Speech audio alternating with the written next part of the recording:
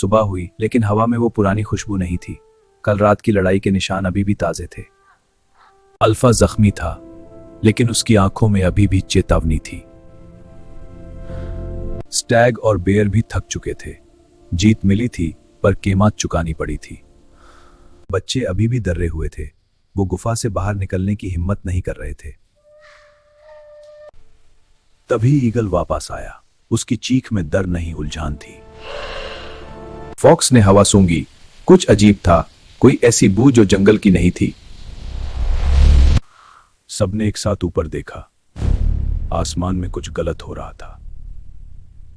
बादल फटे और एक बड़ा सा साया जमीन पर गिर गया। यह किसी जानवर का साया नहीं था। एक लोहे का राक्षस बादलों को चीरता हुआ नीचे आया। उसके पंख घूम रहे थे। उसके साथ छोटे छोटे उड़ने वाले यंत्र थे, जिनकी लाल आंखें सबको घूर रही थीं। अचानक एक तेज रोशनी ने सबको अंधा कर दिया। यह सूरज नहीं, किसी मशीन की आंख थी। हिरान भागने लगे। उन्होंने कभी ऐसा शोर नहीं सुना था। छोटे जानवर जम गए। उनका दिल जोर जोर से धड़क रहा था। हवा इतनी तेज थी कि पेड़ झुक गए। लग रहा था तूफान आ गया हो। अल्फा ने दहक कर जवाब दिया, लेकिन उसकी आवाज मशीन के शोर में दब गई। ऊपर से मोती रस्सियां लताकने लगीं। मौत जमीन पर उतर रही थी। रस्सियों से 4 इंसान नीचे उतरे। उनके कपड़े जंगल के रंग के थे। उन्होंने बंदूकें उठाई। लाल बिंदियां स्टैग के जिस्म पर नाचने लगीं। कुछ लोग चुपके से बच्चों वाली गुफा की तरफ बढ़े। अल्फा समझ गया, ये शिकार नहीं, कैद करने आए हैं। गोली नहीं, बल्कि एक बड़ा जाल हवा में खुला। अल्फा उसमें फंस गया। जितना वो चिल्लाता, जाल उतना कसता गया। स्टैग को सुई लग गई।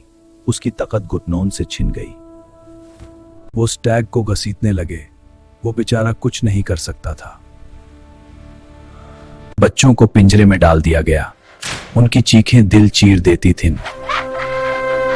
बेयर ने हमला किया, लेकिन मशीन ने ऐसी आवाज निकाली कि वो दर्द से गिर पड़ा। बाकी सब चुपे हुए देख रहे थे। मजबूरी उन पर हावी थी। फॉक्स रो रहा था। हम कुछ नहीं कर सकते, उसने सोचा। Package secured. इंसान खुश थे। उन्हें लगा ये जंगल अब उनका है। पिंजरा हवा में उठने लगा। बच्चे दूर जा रहे थे। लेकिन अल्फा ने हार नहीं मानी। उसने एक खास आवाज निकाली। ये लड़ाई की नहीं, दिमाग की थी। फॉक्स ने इशारा समझा। ताकत से नहीं, चालाकी से, उसने कहा। पदोन पर छुपे बंदरों ने पोजीशन ले ली। ईगल ने ड्रोन पर हमला बोला। बंदरों ने तारे काट दिए। इंसानों का कांटेक्ट टूट गया। ड्रोन पेड़ से टकराकर टूट गए। खरगोशों ने धुआं उठा दिया। शिकारी घबरा गए।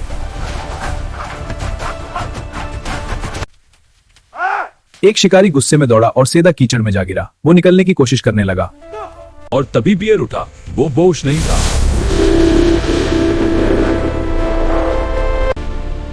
रिमोट हो गया। जाल कंट्रोल करने वाली मशीन खत्म हो गई। जाल ढीले पड़ गए। अल्फा आजाद था।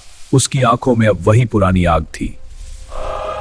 अल्फा आजाद हुआ। उसने ऊपर देखा। उसके बच्चे अभी भी कायद थे। अब बारी थी बचाव की।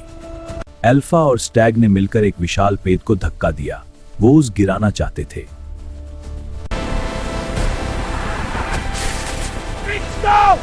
ईगल ने सीधा हेलिशी पर हमला किया। वो जमीन पर गिरा, और जैसे ही वो रुका, पूरा जंगल उस पर टूट पड़ा। चारों तरफ सिर्फ दांत और सींगे थे। इंसान गिर चुके थे। भागने का कोई रास्ता नहीं था। ये नामुमकिन है। जहां जानवर जर्मनाइज नहीं हो सकते। अल्फा ने पिंजरा खोला। बच्चे बाहर कूद पड़े। बाप और बच्चों का मिलान हुआ। शिकारी बिना अपने सामान के भाग गए। उन्हें जिंदा छोड़ दिया गया, लेकिन उनका गमन टूट चुका था। वो लोहे का राक्षस वापस चला गया। जंगल में फिर से सुकून छा गया।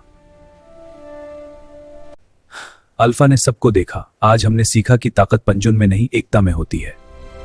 लेकिन कहानी यहां खत्म नहीं हुई। दूर शहर में एक और खतरा पल रहा था।